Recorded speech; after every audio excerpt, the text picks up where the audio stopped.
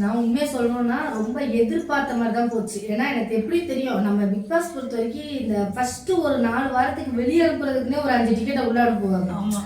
அந்த டிக்கெட்ல ஒரு டிக்கெட் தான் பிரவீன்காந்த். அவர் உள்ள நுழையும் போதே நான் கன்ஃபார்ம் பண்ணிட்டேன், எப்படியும் 2வது வாரம் போவாரு, இல்ல வாரம் போவாருன்னு நினைச்சேன். ஆனா அதே மாதிரி நினைச்ச மாதிரியே வாரமே போயிட்டாரு.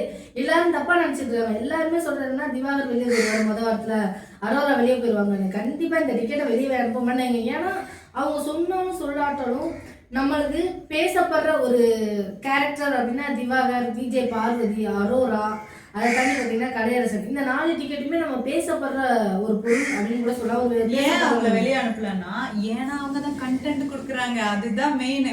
ஏன்னா வாட்டர்மெலன் திவாகருக்கு வெளியே மக்கள்கிட்ட ஒரு நெகட்டிவ் நேம் இருந்தாலும், பட் உள்ள வந்து கொஞ்சம் பாசிட்டிவா வெளியெல்லாம் நீங்க இப்போ போனா கேட்டீங்க வாட்டர்மெலன் திவாகரா அப்படின்னா ஓகே அவர் வந்துருவாருப்பா அப்படின்ற ஒரு நல்ல ஃபீட்பேக் தான் அவருக்கு வருது.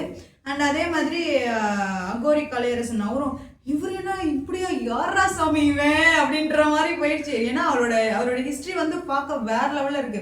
ஸோ அவங்களோட ஸ்டோரி மூலயமா தான் எல்லா மக்களுக்கே தெரியும் அவர் யாருன்ட்டு. பட் ஏதோ ஒரு சூழ்நிலையில் எப்படி இருந்தாலும் பட் இந்த மேடை வந்து அவர் மாற்றத்துக்கு, அவரோட லைஃபுக்கு மாற்றத்துக்கு ஒரு நல்ல ஒரு மேடையா இருக்கும்னு நான் நம்புறேன். ஆனா பிரவீன்காந்த் சார் கடைசி வரைக்கும் நான் இப்படித்தாண்டா அப்படிங்கிற மாதிரி போற போக்குல கூட நம்ம விஜய் சேதுபதி அண்ணாவா ஒரு ஒரு விதமான டார்ச்சர்னு சொல்லலாம். ஆனால் ஒரு விதமான நல்லா தான் இருந்த மாதிரி இருந்தது. அந்த மாதிரி பண்ணிட்டு போயிட்டாருன்னே சொல்லலாம். கடைசி போகும்போது கூட நான் இங்கே இருப்பேன், நான் கடவுள்ரா, நான் தூங்குலையும் இருப்பேன், தூங்குலே இருக்கிற மாதிரி நான் உள்ள பிக் பாஸ்குள்ளே இருப்பேன், வெளியே இருப்பேன். அவரா இருக்காரு, யாருக்கும் பாய் சொல்ல மாட்டேன் அப்படின்னு சொல்லிட்டு போயிட்டாரு. ஆக்சுவலி அவர் வெளில போனதுக்கு முதல் ரீசன் எனக்கு என்ன தோணுச்சு அப்படின்னா, பெண்கள் ஆண்கள் அப்படின்னு சொல்லி ஒரு டாமினேஷன் வந்து அவர் வந்து எல்லா ஸ்பீச்லயுமே வச்சுக்கிட்டே இருந்தது வந்து ஒரு பெரிய மைனஸா எனக்கு தோணுச்சு. ஏன் அப்படின்னு பாத்தீங்கன்னா, அவர் வந்து ஆண்களால தான் எல்லாம் பண்ண முடியும், பெண்களால எதுவும் பண்ண முடியாது அப்படின்னு. இங்க பொதுவா வந்து மக்களோட கருத்தோ இல்ல நம்மளோட சொசைட்டிலே பாத்தீங்கன்னா ஆண் பெண் இருவருமே சமந்தான். ஆனாலும் ஒரு விஷயம் பண்ண முடியும்னாலும் பெண்ணாலையும் ஒரு விஷயம் பண்ண முடியுன்ற ஒரு இதுலதான் மக்களே போயிட்டு இருக்காங்க. இங்க வந்து இல்ல பொண்ணாலலாம் பண்ண முடியாது, அந்த அந்த அந்த வேலைலாம் அந்த புள்ள பண்ணாது, இந்த வேலைலாம் இந்த புள்ள பண்ணாது, நம்மளே பண்ணிடலாம், ஏன்னா நம்ம பையன் நம்ம ஆணு அப்படின்ற ஒரு இந்த இதுல டாமினேட் பண்ணி அவரு சீக்கிரம் வெளியே அமிச்சிட்டாங்கன்னு என்னோட ஒப்பீனியன். அவ்வளவுதான். இதை தாண்டி 2வதா பார்த்தீங்கன்னு வச்சுக்கோங்களேன், இப்போ வந்த பிக் பாஸ் உண்மையிலே நல்லா இருக்கான்னு கேட்டால் சீரியஸாக டோட்டலி வேஸ்ட்டு. ஏன் அப்படின்னா உங்களுக்கு எந்த இடத்துலையுமே உங்களுக்கு அந்த ஒரு இன்ட்ரெஸ்டிங்கே எனக்கு நான் ஆரம்பத்தில் இருந்து சொல்லலாம். விஜய் சேதுபதி என்னவும் போன வாரம் சொன்னார், நானும் அதை தான் சொல்கிறேன். நான் சீரியஸாகவே எங்கள் சைடில் இருந்து ஒரு வேளை பார்த்து சொன்னாரா அப்படிங்கிறது தெரியல. ஏன் அப்படின்னா ஃபர்ஸ்ட் ஒரு 2-3 வாரம் ஃப்ரெண்ட்ஷிப்புங்கிற ஒரு விஷயம் உருவாகணும், அதில் அந்த ஒரு ஜாலினஸ் என்டர்டெயின்மெண்ட்டு ஒரு விஷயம் பண்ணணும். அதுக்கப்புறம் தான் பிக் பாஸ்க்குள்ளே சண்டை ஃபைட் வரும். எப்போவுமே கூடல் இருந்து அடிதடி இருந்தால் நல்லாயிருக்கும். இங்கே கூடலே இல்லாமல் ஸ்டார்டிங்ல இருந்து எண்டிங் வரைக்கும் வெறும் அடிதடியவே கொடுத்துட்டே அவ்வளோமா இருக்கு.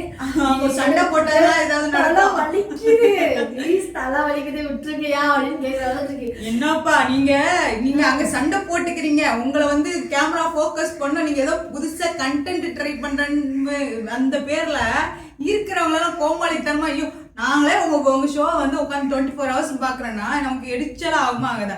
ஏதாவது இன்ட்ரெஸ்டிங்கா பண்ணியா, அப்பதான் தெரியும். ஒண்ணு கேமா இருக்கட்டும், ஏதாவது உனக்கு வித்தியாசமா எல்லாத்துக்கும் ஒவ்வொரு திறமை இருக்குல்ல, ஏன் அதை நீங்க வெளியே கொண்டு வர மாட்டீங்க? ஏன் அடிச்சாதான் அங்க வந்து நம்ம வெளியே தெரியும்ன்ற அந்த கான்செப்ட்ல நீங்க விளையாடுறீங்க.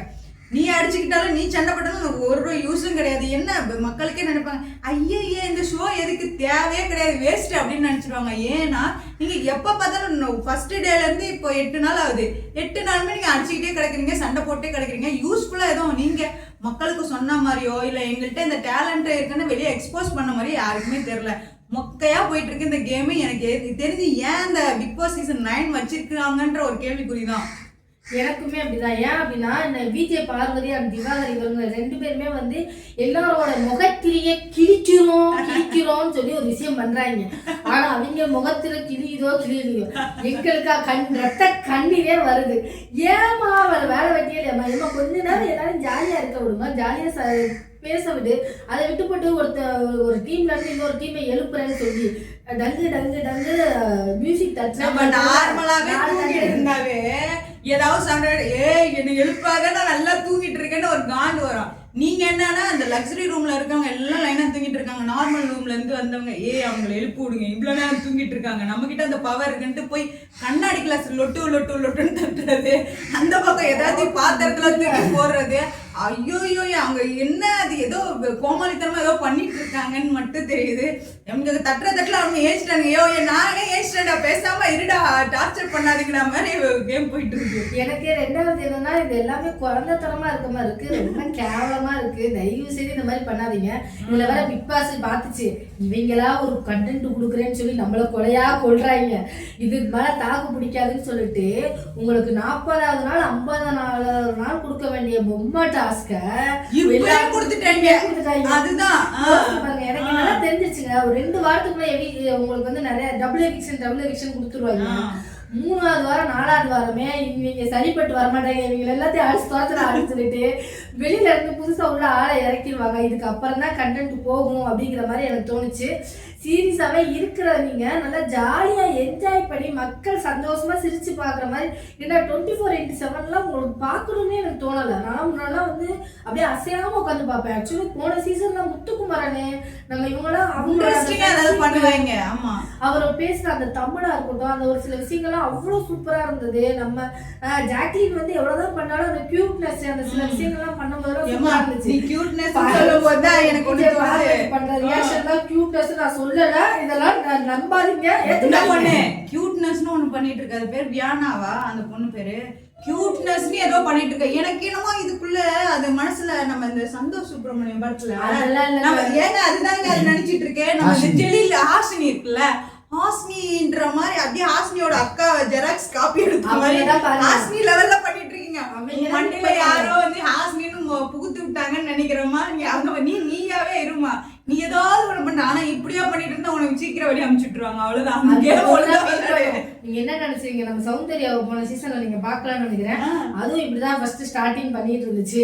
ஆனா போக போக பண்ணிச்சு பாருங்க அதிரடி. என்னடா கண்டென்ட் இல்ல, நான் குடுக்கறேன்டா கண்டென்ட், அந்த மாதிரிதான் நம்ம வியானா. இந்த வாரம் வந்து உண்மையிலே எவிக்ஷன் ப்ராசஸ்ல நம்ம எதிர்பார்க்காத நிறைய பேர் உள்ள வந்திருக்காங்கன்னு சொல்லலாம். ஏன்னா திவாகர் சாரா இருக்கட்டும், பார்வதி சார், இவங்க 2 பேரும், இந்த மேடம் 2 பேரையும் வந்து நம்ம கன்ஃபார்ம் எதிர்பார்க்கலாம். ஆனா கலை அவர் வந்து இந்த வாரம் எவிக்ஷன்ல இல்ல, அது ஒரு பெரிய விஷயமா இருந்தது. கனி அவங்க இல்ல, காரக்குழம்பு கனியாக்கா எப்பவுமே காரமா சமாளிச்சு எப்படியோ ஓடி ஏதோ சமாளிச்சிடுறாங்க. இன்னும் அந்த அவங்களோட ஒரிஜினல் முகம் வெளியே வரல. பார்வதியும் திவாகரும் ஒரு ட்ரை பண்ணிருக்காங்க. அதை தாண்டி பாத்தீங்கன்னா இந்த வாரம் வெளில போறது எனக்கு அப்சரா அவங்கள தோணுது. ஏன் அப்படின்னா அவங்க உண்மையிலும் உள்ள இருக்குன்னு தான் நான் நினைக்கிறேன். ஏதாவது ஒரு வித்தியாசமா பண்ணலாம், அவங்களோட கூட சொல்லல, உங்களோட திறமைகள்னு ஒரு சில விஷயங்கள் இருக்குல்ல, அதை நீங்க வெளிக்கொண்டு வர்றதுக்கு நிறைய கேமரா முன்னாடி. ஏன் திவாகர் சார்லாம் பாத்தீங்கன்னா 64 கேமரா பத்தலங்க, அவரோட பெர்ஃபார்மன்ஸ் பாக்குறதுக்கு கேமரா பத்தலன்னு புலம்பி எக்ஸ்ட்ரா 4 கேமரா ஃபிட் பண்ணுங்க. ரத்தம் அடக்கு அப்படிதான் போயிட்டு இருக்கிறவரு எல்லா கேமராவையும் சுத்தி சுத்தி சுத்தி சுத்தி பயங்கர ஃபோக்கஸ் பண்ணிட்டு இருக்காரு. கேமராவே பார்த்து எப்ப எனக்கு எனர்ஜி இல்லடா, பேட்டரி டவுன், தயவு செஞ்சு அந்த பக்கம் போய் நடிடா, அந்த லெவல்ல கண்டென்ட் கொடுத்துட்டு இருக்காரு சீசன் 9ல. நீங்க வந்துட்டு என்னன்னா இப்படி பண்ணிட்டு இருக்கீங்க, அதுதான் எனக்கு கொஞ்சம் வருத்தமா இருக்கு. ஏன் இந்த வாரம் வந்து கம்பல்சரி, அதான் நான் சொல்லல, ஃபர்ஸ்ட் ஒரு 4 வாரத்துக்கு ஒரு 5 டிக்கெட் உள்ள இறக்கிருப்பாங்க. இவங்க எல்லாம் 4 வாரத்துல வெளியே போற டிக்கெட் உள்ள இறங்கும் போதே தெரிஞ்சிடும். அதுல வந்து அப்சரா ஒருத்தவங்க, அவங்க இந்த வாரம் வெளில போறதுக்கு வாய்ப்புகள் இருக்குன்னு நான் நினைக்கிறேன். ஆனா அவங்க இப்ப இந்த ஒரு 2-3 நாள்ல உங்களோட திறமையை வெளிக்காட்டிட்டீங்க, டெவலப் பண்ணிட்டீங்கன்னா உங்களோட மக்களுக்கு ஏதாவது நீங்க வந்து யூஸ்ஃபுல்லா பண்ண மாதிரி இருக்கும். சரிங்களா? உங்க மேல உங்களை சார்ந்து நிறைய பேர் இருக்காங்கல்ல. எனக்கு கமூல் தினம் பார்க்கும்போது என்னடா இது, எந்த பக்கம் என்ன பண்ணாலும் அடிக்கீங்களேடா, நான் என்னடா பண்ணேன், என்னடா பண்ணேன் அப்படின்னு சொல்லணும்னு தோணுது.